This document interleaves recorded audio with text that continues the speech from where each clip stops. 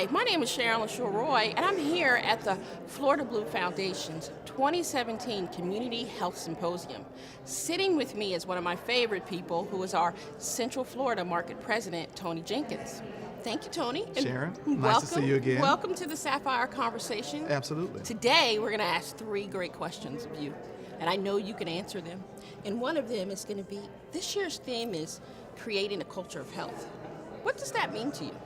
I actually love that topic and what that means, because without us all focusing on how to create an environment of health, and not just from a medical perspective, not just from a care perspective, but a culture of health involves in the environment, creating healthy and safe communities, but also getting into the individuals and their families to make sure that there's an environment and a culture that they can thrive on for a safe journey towards healthy outcomes. It's almost like it's a holistic approach. Absolutely. In that regard. I mean, I know Absolutely. Here, there's 12 years of the Sapphire Awards, or Right. we should say the Community Health Symposium and Sapphire Awards. Right. What difference do you think that has made in the Florida Blue Foundation in creating a culture of health and building Sure. healthy communities? Sure. Well, what's been so impressive to me is that I've literally heard from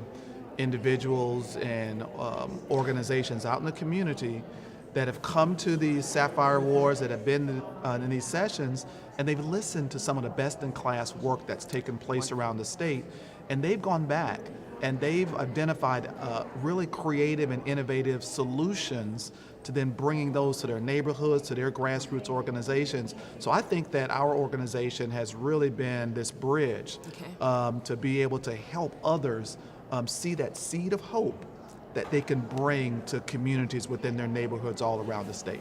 Oh my, I love that seed of hope concept. Can you elaborate on it? I mean, Yes. it's almost like a soundbite, Well- but it's true, and I think the foundation helps that. Yeah, because when you think about it, there's so many disadvantaged communities where individuals that live inside those environments and those walls, because of their current situation, be it jobless, be it where they don't see a pathway out because of the generational strongholds that's been placed on them.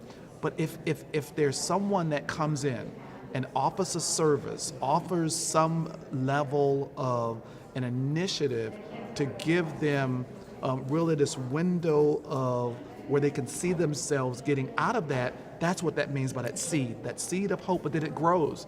It grows and it impacts them and their families, hopefully over a longer period of time. There's power in that mustard seed, isn't there? That's right. That's So, right. on a personal level, if you had the power to create a healthy Florida, what would you do, and how would you do it? So one of the things we're focused on here during this session is around community. And to me, if we can focus on the residential, I call it residential segregation.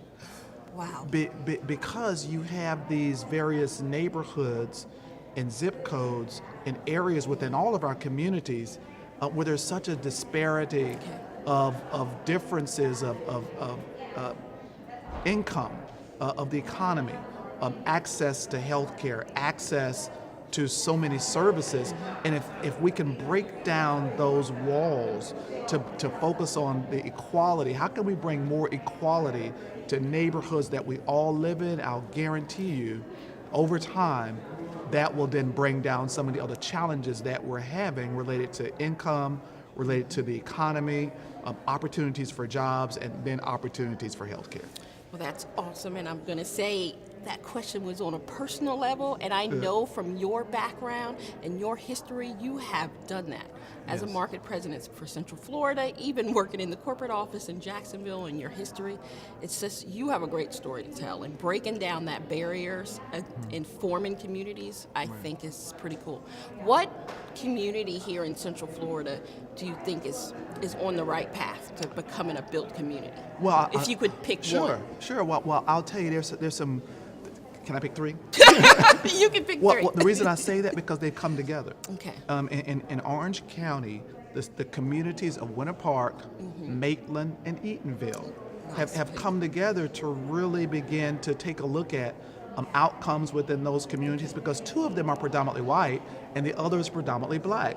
But those mayors felt like they wanted to pull the Eatonville community up to be able to reach some of the status and some of the opportunities of the other two, and together. And I think one of the keys also, in addition to what we're talking about, it's got to take some intense collaboration and intense commitment to stick with it over a longer period of time. So these three communities have embarked on this journey of a 3 to 5 year journey to really work together to engage the citizens that are inside those communities. Well, that's a great story, and thank you very much, Tony, for joining us at this year's Sapphire Conversation.